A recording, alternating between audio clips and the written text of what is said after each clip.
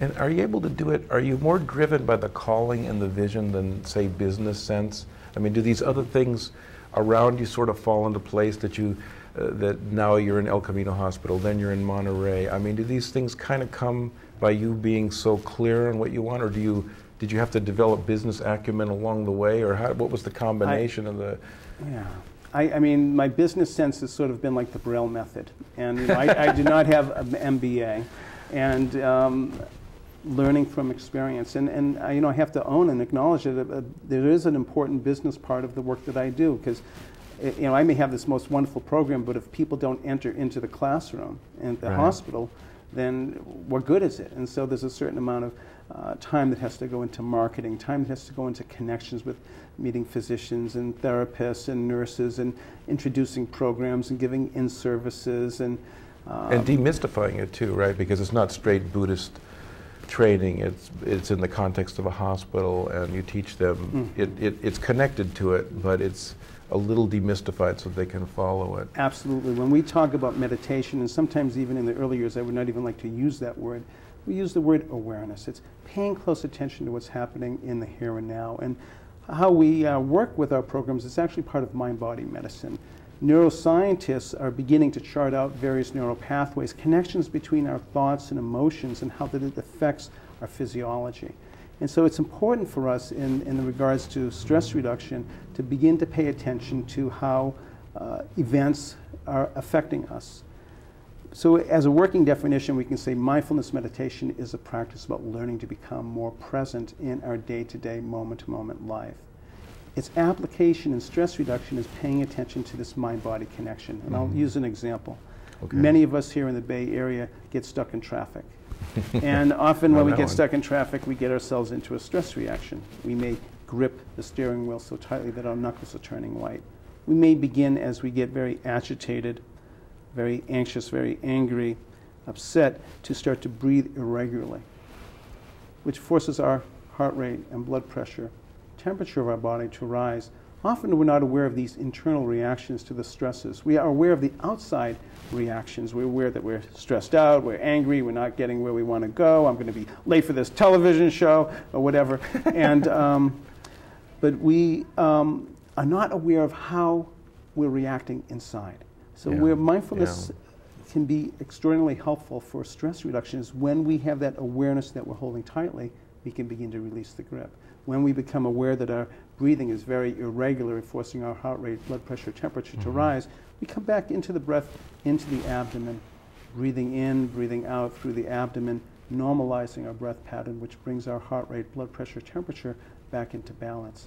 For example, someone that perhaps is even going for a job interview, they might feel very nervous. They're sitting out in their car, and it's like, oh man, I'm going to get this interview. They can ask me all these questions. What am I going to do? And so perhaps just even sitting in their car for one moment, taking a breath in, taking a breath out, feeling the belly expand on an inhalation, contract on an exhalation, we become more centered, become more calm, become more clear. Perhaps even getting in touch with this vision. Yes, this is the job that I want, and I know that I'm the right person for this. There's a certain sense of bringing our own self-worth, self-esteem, our sense of being connected to our vision, that when we can begin to walk into the interview, we are present, we are there, we're coming there to help this company. I'm not here to be a liability, I am an asset.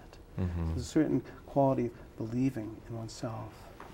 And that comes across. The people can pick it up. The people that are interviewing you know that, I mean, they get that sense of that energy from you, that you've brought it down a level, and maybe in that situation you get back, you might get anxious again, but you're down on you've brought it down a few notches.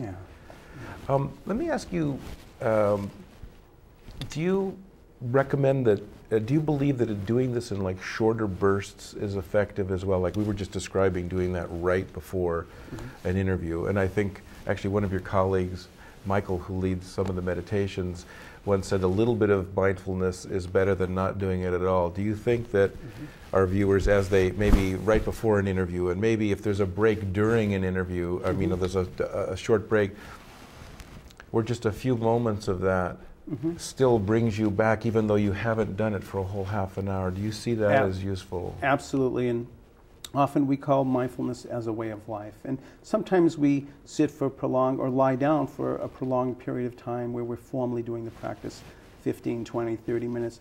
Sometimes the mindfulness practice is just this practice of being present in our everyday life. Even one moment of awareness, we say, is better than none at all. So in our day-to-day practice, we want to take these moments, even if it's just for 1 minute. Sometimes you're sitting at your computer screen, and let me just pause for one moment and just notice how I'm feeling in my body, how I'm feeling with my breath, how am I feeling with my mood and emotions. And it just takes that moment to all of a sudden become clear of where we are and what we're doing, and potentially coming back into a place of balance.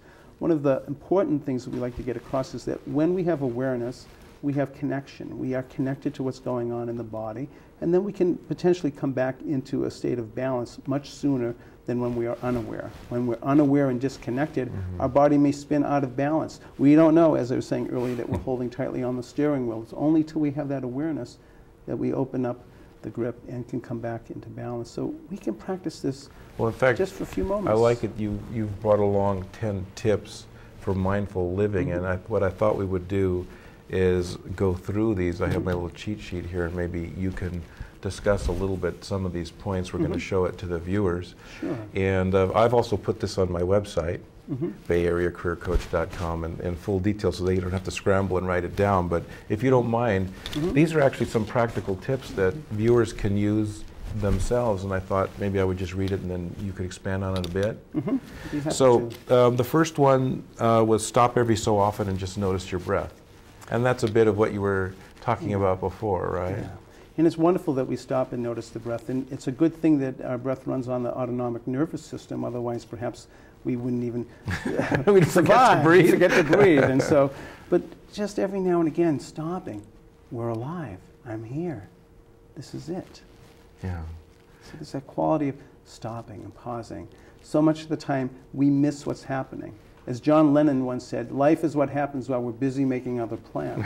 Now, what would it be like if we began to actually show up, to be present, to when my kid is saying, Daddy, Daddy, I stop, and I'm present there. Be with the breath for a moment. Yeah, that's similar to the one I heard where it says, if you want to make God laugh, tell him about your plans. Oh, I'm doing this, I'm doing that. Okay, the second one is learn to watch your mind and observe your own thinking. Absolutely. Similar thing, right? Minding your mind.